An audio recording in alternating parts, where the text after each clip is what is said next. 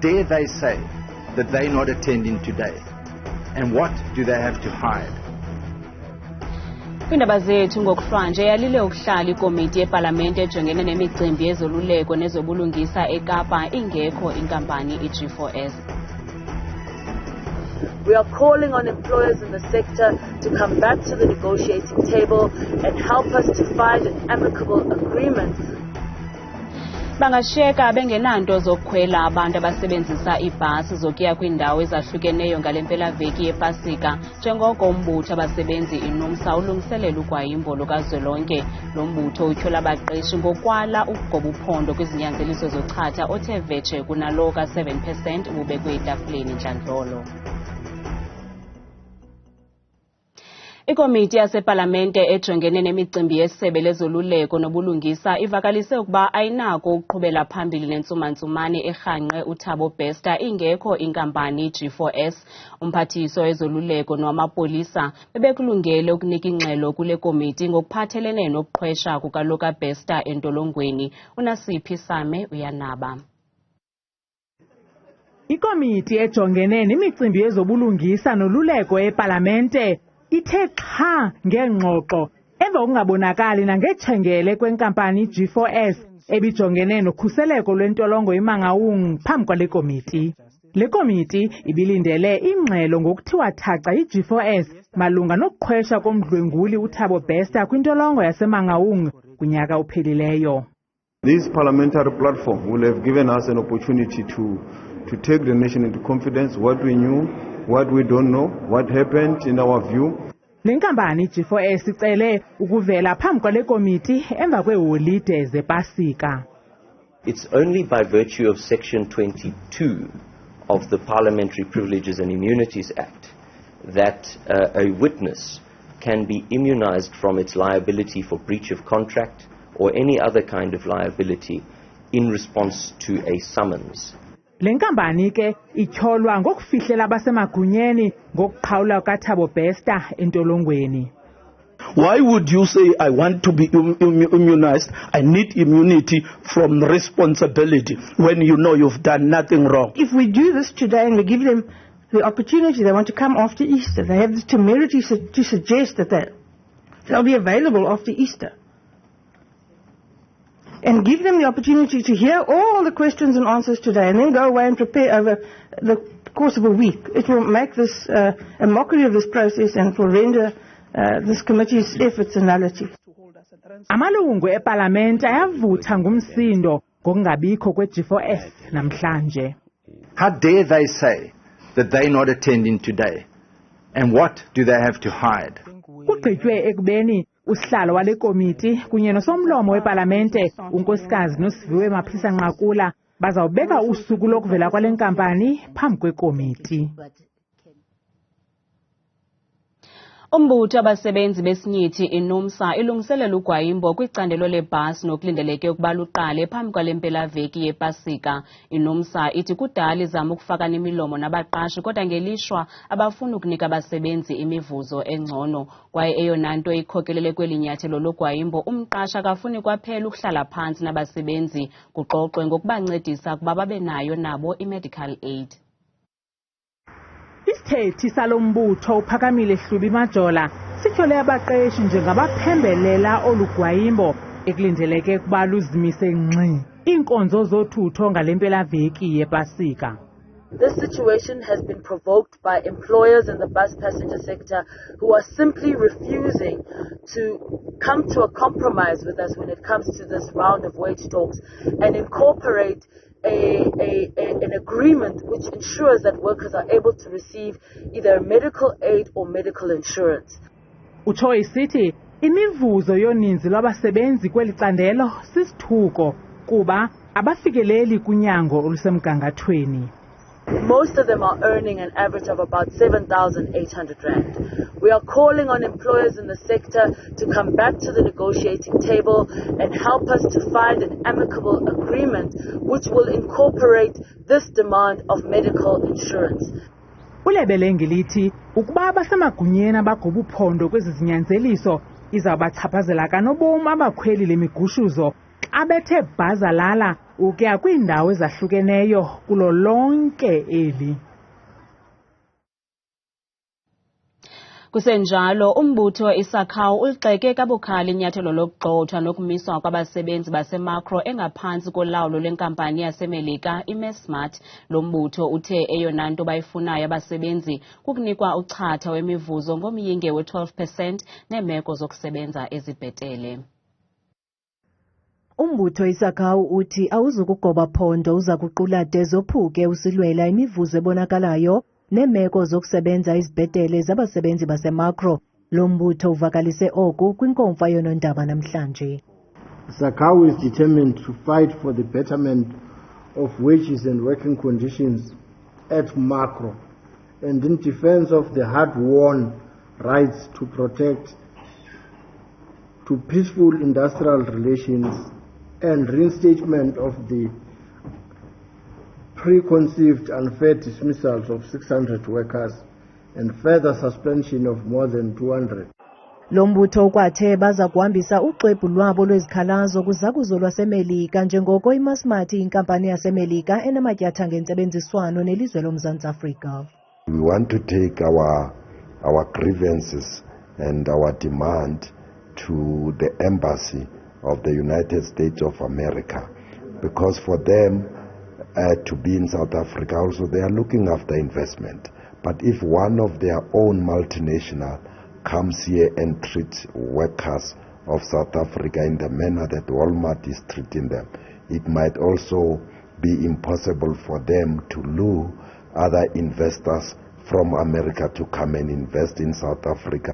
Ukanti kwakhona lo mbutho ugxeke kabukhali ivenkile yakwaMacro ngelithi usingela phantsi amalinge awo okulwela abasebenzi emva kokuba iMacro ijikele iSACAWE ngasemva yanyoba abasebenzi ngeqhosha elingenantunja ukuba baphume baphele embuthweni njengamalungu. Inkokheli ye-EFF umnumzana Julius Malema ihlabe ikhwelo kumongameli wase-Uganda umnumzana Yoweri Museveni ukuba angawutyikityi umthetho osayilwayo ochasene nabo bathandana besisini esinye nosele upasisiwe yindlu yowiso-mthetho elilizwe ngelithi unyhasha amalungelo oluntu kwaye uyafana nokubulala. Lo kaMalema ukuvakalise oku ngethuba iqela lakhe libambe umngcelelo osingise kwindlu yozakuzo yase-Uganda ePitoli ngalemva kwemini. Inkokheli ye-EFF umnumzana Julius Malema ithi umthetho osihlomelo osandokupasiswa kutshanje kwelase-Uganda nochasene nabo bathandana besisini esinye unyhasha amalungelo oluntu kwaye uyacalucalula. Lo kaMalema ubongoze umongameli welalizwe umnumzana Yoweri Museveni ukuba angawutyikityi lo mthetho. It cannot be correct that you identify people on the basis of hatred and you kill them. So we are saying to Museveni, leave the people the way they are. Lo kaMalema uthi abemi base-Uganda kumele bavunyelwe ukuba bazikhethele ngokukhululekileyo nasiphi na isini abafuna ukuba siso kwaye kumele bangahluthwa amalungelo abo. If Museveni knows what is good for him, he must not sign it into law. Already we have problems with Museveni according to how he's treating political opponents. Le nkokheli ye-EFF ilebele ngelithi igazi liyajiya kunamanzi yatsho isithi intlungu yabemi base-Uganda yintlungu yethu sonke. Unyana wexhoba leenkqwithela zaphezolo empangeni kwiphondo iKwaZulu-Natal Alfred Mtshatu unaba ngendlela esenzeke ngayo esi siganeko. Namhlanje uzibandakanye negqiza labasemagunyeni kweli phondo ngethuba lityelela imimandla echaphazelekileyo. Ezityandigila unyana kamfi obexelenga kwakule nkampani yokwakha uxelele eli jelo leendaba ukuba utata wakhe unge unamanwele wokuba ezinkqwithela nqwelo yakhe yokugoduka. Ngibizile wathi usungule namhlanje akanakho umninga angakusho kimi kodwa bethanda ukuthi ehlale nami sidle. Sahlala ndawonye sashare iskafdini. Into engajwayelekile umuntu ujwayele uphatha lunch box yakhe but uthe ucela sidle yakhe. Wadla waqeda after uqeda ukudla nami wakhipha imali wanginikeza wathi angihambe ngekhaya. ngambuza wayo wathi hayi usimende mncane vele and ayikho into eningi ezokwenziwa namhlanje. Ukanti usodolophu kumasipala eMhlathuze umnumzana Xolani Ngwezi kutyelelo kwimimandla ethwaqwe ziinkqwithela zaphezolo uthembise usapho ukuba bengumasipala bazawubinza ngenkxaso kumalungiselelo omngcwabo. We send condolences to the family of Mr. Kumbane and also the Mjatu family. We've spoken to the son and we'll be doing some means to see how best can we assist for the family to be able to bury their loved one. Ukuza kwethu emoyeni bebebane abantu abafumene umonzakalo ngelixa abashiyeke bengenamakhaya befihle iintloko kwizihlobo nakubamelwane. Akukho mnyenyevu kwiingxaki zokusilela kokanjiswa kweenkonzo kwiilokishi zaseMntla-Ntshona iBloemhof neBuitomelong. Abahlali ngoku bajongene nomngeni wamanzi amdaka aphume ezimpompini zabo nabeka ubomi babo esichengeni ngelixa kungahambeki ezitratweni ngenxa yokuphuphuma kwelindle. Iinkonzo zikamasipala ezifana namanzi, ugutyulo lwelindle neendlela ezingekho mgangathweni zizinto abahlali baseBloemhof eMntla-Ntshona abaphupha ngazo. Xa bevula impompo zabo kuphuma amanzi amdaka nabaxelelwe ukuba bawabilise ngaphambi kokuwasebenzisa ngelixa behlala kubutyididi belindle ezitalatweni zabo, nto leyo ebeka impilo esichengeni. Xa sisiya kumasipala ngale ngxaki bavele bathi baza kuza bangezi, side saya kuthetha noceba othe kuzawulunga, kodwa akukho nto ilungileyo. Umntwana wam oneminyaka 2 wagula kakhulu ngenxa yokuphuphuma kwelindle, owalapha ebumelwaneni yena wawela kulo izihlandlo ezimbini. Imali yenkqubo yogutyulo iphumile, ngoku amaqela ezopolitiko alwa odwa. Ngoku banyanzelisa ukuba urhulumente wephondo angenelele ngokukhawuleza kwiingxaki zabo zokusilela kokwanjiswa kweenkonzo. Masicaphule babe babini bathathu kumakhasi ethu ezonxibelelwano nalapho bephefumla ngeengxaki zokungaziswa kweenkonzo kwiingingqi abahlala kuzo.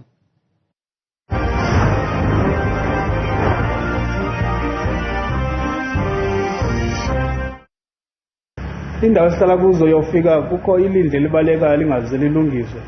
Sikwezo ngxaki nathi kwindawo esihlala kuzo apha. Xa sifuneka sivotile sithethwa ngezulu nomhlaba, xa sifuna ukuzinkonzo kuthi singaziboni inkonzo nje kwabahlali ke mabame kuba asafika uze into yakhe ilunge funeka ome ngenyawo. Mina ngihlala la eBaqhulusini ku-Ward 11. Ungayibona ikhotha ingakanani, ilokishi lingcolile kumanje amanzi asinawo. Thina sesinqamile inkonzo zimila apha eMatatiyela. Indlela phakathi kweMatatiyela neMount Freya kwaMango oko yabambi inoba i10 years iphelile ngokumsasaza. KuFacebook uNangamso Mtshakaci eJeffreys Bay yena uphefumle wathi ave kubuhlungu iculo linye kwindawo zethu zabahlali kubolile ngathi akho masipala. Sisanda Tshona yena uthi kunzima kakhulu kule yam indawo, uthi ungene edolophini ube uhlangatyezwa livumba elibi ugqabhuke nophayiphi utsho sendabankulu. Ukanti umphuthi Daniso yena uthi umsasazi wami ndiphatha kakubi kakhulu mna, bazamile apha kule ngingqi yam emfuleni kodwa bagqibanga, kungenjalo umsebenzi wabo nguphela sonwabe ngoba iphinde yavumbeka indlela yethu.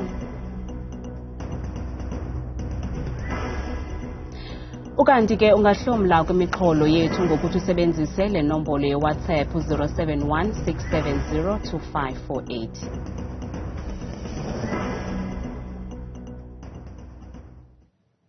Umkhuseli woluntu onqunyanyisiweyo Advocate Busisiwe Mkhwebane uthi akaxolanga impatho yekomiti epalamente ephanda ukulungela kwakhe esi sikhundla. Namhlanje uhlisane esonyusana nosihlalo wale komiti umnumzana Richard Dyantyi ofuna ukuba ubungqina bakhe buhliwe amahlongwane kwangoku ziinkokheli ezikhokela ubungqina. I felt belittled. It was so embarrassing, and coming from somebody who's taken an oath of office to respect the Constitution and who's deployed and who's voted by the public, is representing the public and treating the very same constitutional institution like this. So if they treat me like this, what about an ordinary person? on the street. And it's as if I'm this gangster or a murderer, the way I'm being treated. Even a murderer is not treated like that.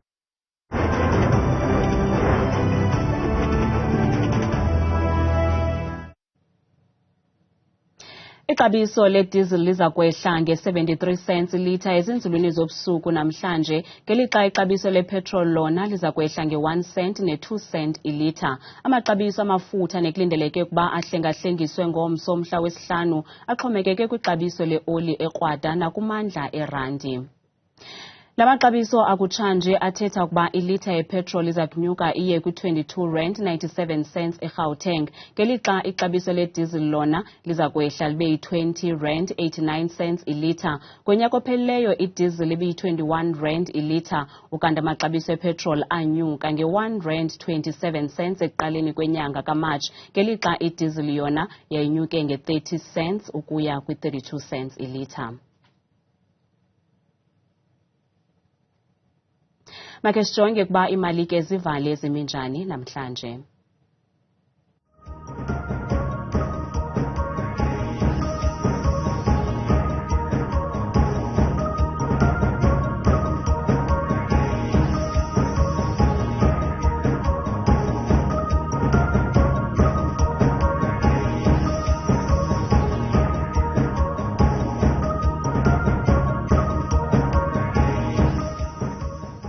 Thabile Makhaphela selengqangile nemozulu.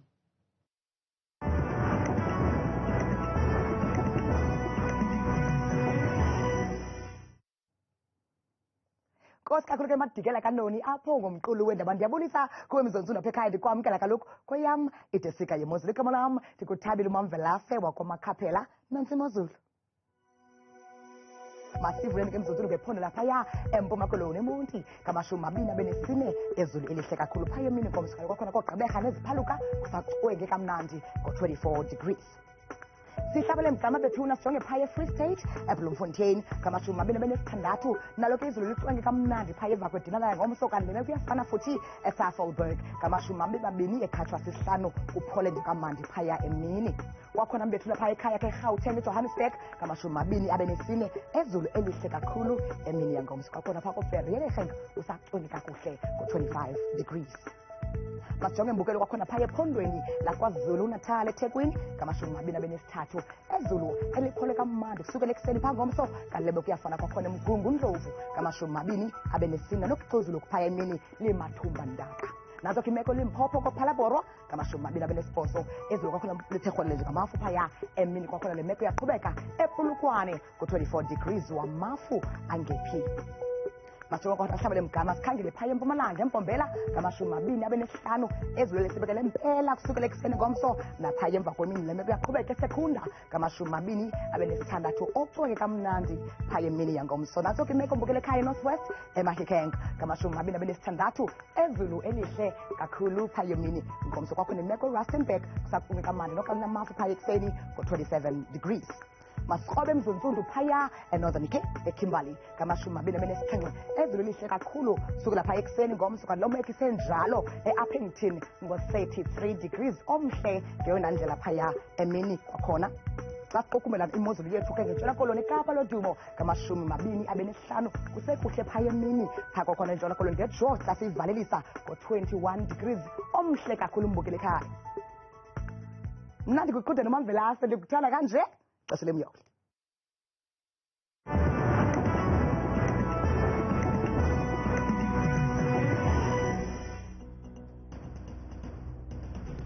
Senjalo ungazifumana ezinye indaba ziphaa kwazishushu kwijelo leendaba iNewsroom Africa Channel 405 apha kwi-DSTV. Kanti xa bethu bayabuya ngomso nezindaba zethu ngolwimi lwesiZulu.